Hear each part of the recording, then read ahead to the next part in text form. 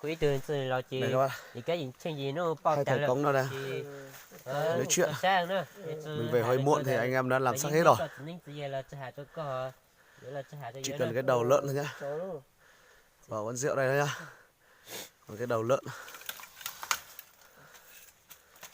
Đấy. Mời cả nhà anh uống rượu cùng anh em mình nhá. Đây. Xin chào tất cả mọi người nhá. Nay là anh em mình chuẩn bị ăn Tết. Thì chuẩn bị nấu nướng cá nhá. Thì đây là nấu nước thì để làm con lợn. Đấy, còn là đây là chuẩn bị nướng cá rồi. Đây muốn cá các bác ạ. Đây toàn cá chê đây các bác ạ. À đâu, còn cá chết thôi nhá. Rất là ngon. Đây, cá chết nha các bác nhá. Bây giờ mình sẽ làm thành một đống như thế này để nướng cho nó ấy. Ok. Đây. Kia sắp chín rồi các bác nhá.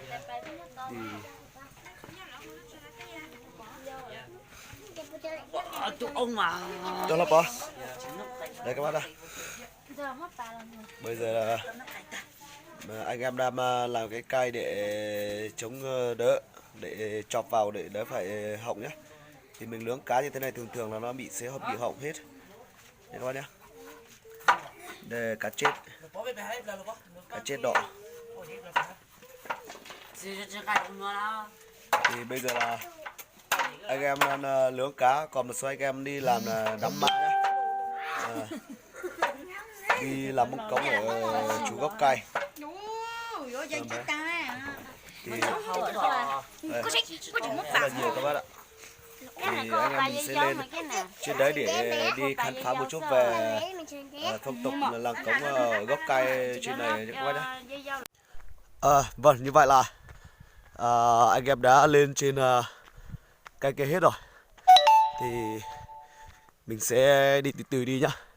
Vì nó đi xe, bây giờ là mình đang đi bộ thì chắc chắn là mình sẽ đi không kịp nó rồi.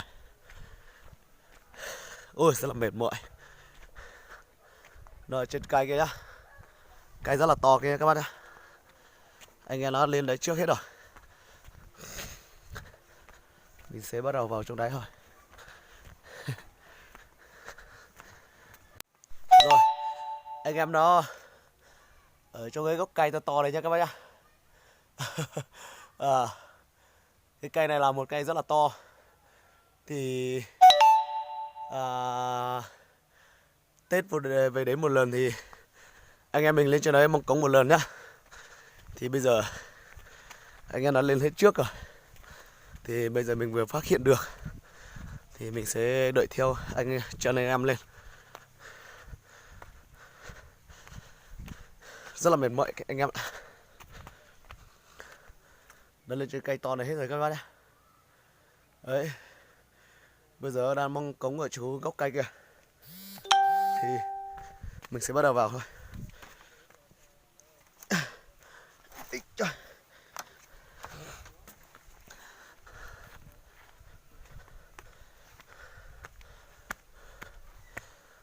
Cây to kìa các bác. Chỗ cây to kìa. Thì đây là một khu rừng các bác ạ.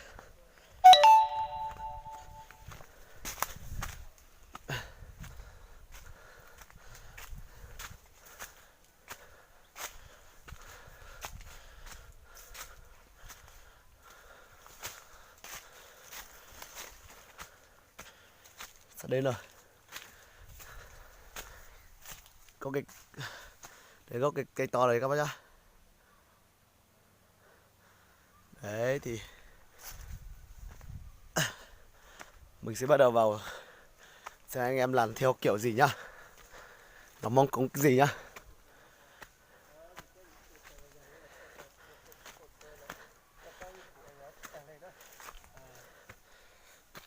Các bác nhá.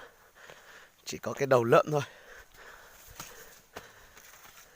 Ở đây rồi. Đây rồi các bác rồi.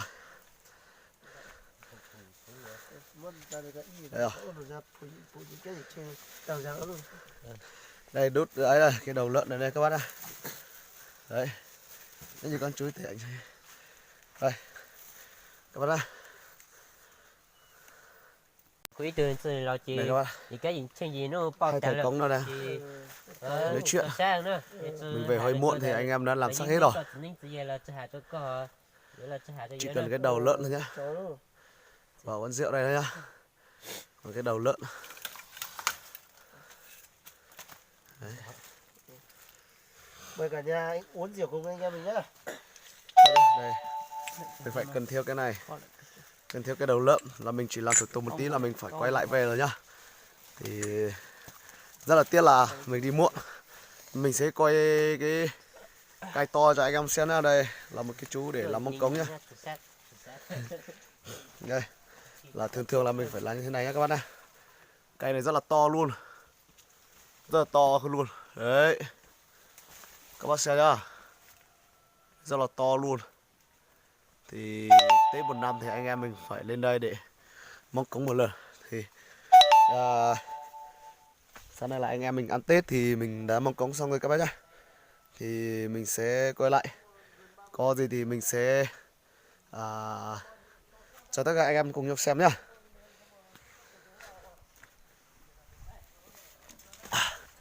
Này rất là mệt mỏi.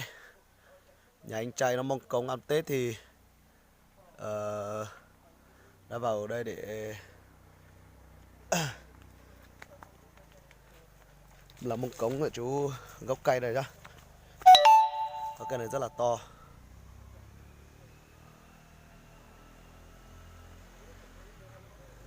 Rất là to nhá các bác nhá.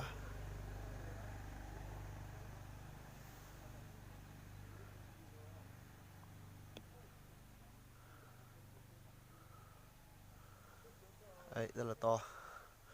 Rồi, chào anh em nhé. Thì tí em mình rau thịt như thế nào thì mình sẽ cho anh em cùng nhau xem nhá. Hello, như vậy là đã bắt đầu về đến nhà rồi các bác ạ. Thì anh em mình sẽ bắt đầu vào trong nhà của cha. Để nó mong cống thế nào các bác ạ. Ăn Tết có những thứ gì nhá. Và là mình bắt đầu vào nhà thôi. Hello. Bây giờ là nấu nướng nha các bác nhá. Bây giờ là đang nấu nướng. Đây các bác nhá. Bây giờ đang nướng cá nhé các bác nhá. Đây là cái gì? Cơm đấy các bác nhá. Cơm rất là ngon các bác ạ. Thì mình sẽ vào bên này sẽ phụ nữ đàn bà bây giờ đang chuẩn bị làm gì nhá.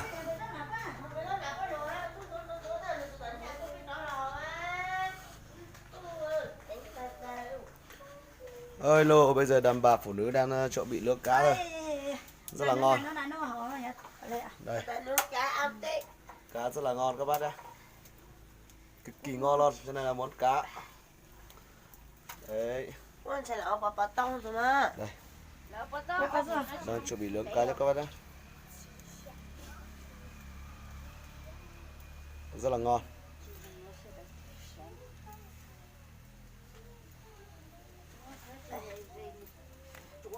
Anh em đang chuẩn bị nhổ lông gà nhá. Đây nha kia. Đây. Bây giờ là mổ 2 con gà để Tết. Anh em nhá. Đây con gà này là gà người Mông mình nhá. Rất là ngon luôn. Bây giờ là đang chuẩn bị nhổ lông. Bây giờ trên này thì đàn bà phụ nữ cũng công việc nhà rất là vất vả nhé các bác nhé. Thì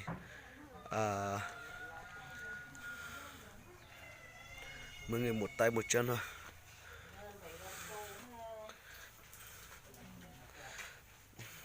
Cái gì đi? Đây là sợ. Đấy nhá, đây là về hàng rồi. Để cắt dãy để làm mông cống nha các bác nhá. Để mình dán vào Tết năm mới. Đây là con lợn. Con lợn bé nhá. Con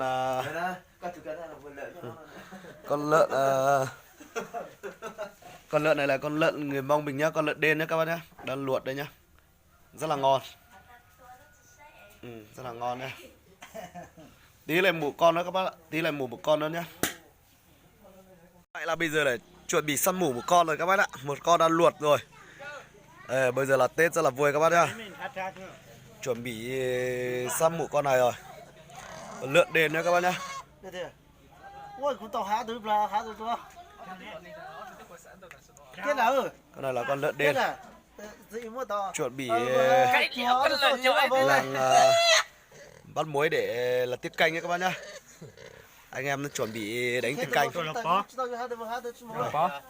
chưa đặt nhà nó rất là to. Thì đang chuẩn bị đi. Tôi có trong bao nhiêu ta trong bao nhiêu?